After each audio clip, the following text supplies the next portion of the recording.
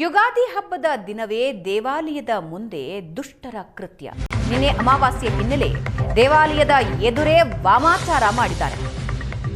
ಕಳಸದ ಕಂಚಿನಕೆರೆ ಕಾಲಭೈರವೇಶ್ವರ ದೇಗುಲದ ಮುಂದೆ ವಾಮಾಚಾರ ಮಾಡಿದ್ದಾರೆ. ಚಿಕ್ಕಮಗಳೂರಿನ ಕಳಶ ತಾಲೂಕಿನ ಕಂಚಿನಕೆರೆ ಕಾಲಭೈರವೇಶ್ವರ ದೇಗುಲದ ಮುಂಭಾಗದಲ್ಲಿ ಈ ಘಟನೆ ನಡೆದಿದ್ದು, ದೊಡ್ಡ ಕಲ್ಲುಗಳನ್ನ ಇಟ್ಟು ಅರಿಶಿನ, ಕುಂಕುಮ, ನಿಂಬೆಹಣ್ಣು ಬಳಸಿ ವಾಮಾಚಾರ ಮಾಡಿದ್ದಾರೆ ಅನ್ನೋ ಆರೋಪ ಕೇಳಿಬಂದಿದೆ. ದೇಗುಲದ ಮುಂದೆ ಕಲ್ಲುಗಳಿಂದ ವೃತ್ತ ರಚಿಸಿ ವಾಮಾಚಾರ ಮಾಡಿದ್ದಾರೆ ದುಷ್ಟರು ಅಂತ ಆರೋಪಿಸ್ತಾ ಇದ್ದಾರೆ ಗ್ರಾಮಸ್ಥರು.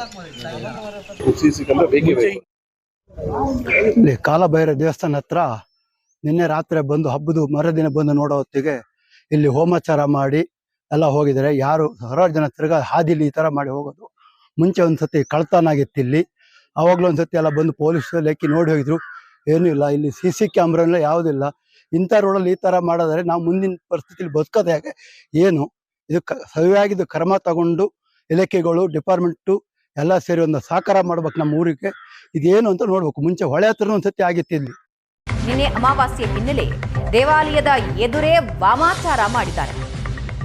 ಕಳಸದ ಕಂಚಿನಕೆರೆ ಕಾಲಭೈರವೇಶ್ವರ ದೇಗುಲದ ಮುಂದೆ ವಾಮಾಚಾರ ಮಾಡಿದ್ದಾರೆ. ಚಿಕ್ಕಮಗಳೂರಿನ ಕಳಶ ತಾಲೂಕಿನ ಕಂಚಿನಕೆರೆ ಕಾಲಭೈರವೇಶ್ವರ ದೇಗುಲದ ಮುಂಭಾಗದಲ್ಲಿ ಈ ಘಟನೆ ನಡೆದಿದ್ದು, ದೊಡ್ಡ ಕಲ್ಲುಗಳನ್ನ ಇಟ್ಟು ಅರಿಶಿನ, ಕುಂಕುಮ, ನಿಂಬೆಹಣ್ಣು ಬಳಸಿ ವಾಮಾಚಾರ ಮಾಡಿದ್ದಾರೆ ಅನ್ನೋ ಆರೋಪ ಕೇಳಿಬಂದಿದೆ. ದೇಗುಲದ ಮುಂದೆ ಕಲ್ಲುಗಳಿಂದ ವೃತ್ತ ರಚಿಸಿ ವಾಮಾಚಾರ ಮಾಡಿದ್ದಾರೆ ದುಷ್ಟರು ಅಂತ ಆರೋಪಿಸ್ತಾ ಇದ್ದಾರೆ ಗ್ರಾಮಸ್ಥರು.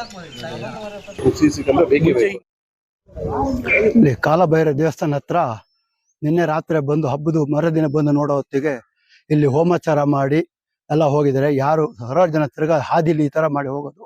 ಮುಂಚೆ ಒಂದ್ಸತಿ ಕಳ್ತನ ಆಗಿತ್ತು ಇಲ್ಲಿ, ಅವಾಗ್ಲೂ ಒಂದ್ಸತಿ ಎಲ್ಲ ಬಂದು ಪೊಲೀಸ್ ಲೆಕ್ಕಿ ನೋಡಿ ಹೋಗಿದ್ರು. ಏನೂ ಇಲ್ಲ, ಇಲ್ಲಿ CC ಕ್ಯಾಮ್ರಾ ಎಲ್ಲ ಯಾವುದಿಲ್ಲ.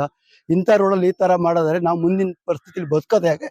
ಏನು ಇದು ಸರಿಯಾಗಿದ್ದು ಕ್ರಮ ತಗೊಂಡು ಇಲಾಖೆಗಳು, ಡಿಪಾರ್ಟ್ಮೆಂಟು ಎಲ್ಲ ಸೇರಿ ಒಂದು ಸಹಕಾರ ಮಾಡ್ಬೇಕು ನಮ್ಮ ಊರಿಗೆ.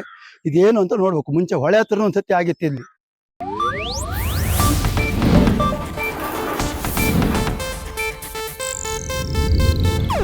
ಇದು ಏಷ್ಯಾನೆಟ್ ನ್ಯೂಸ್ ನೆಟ್ವರ್ಕ್ ಪ್ರಸ್ತುತಿ.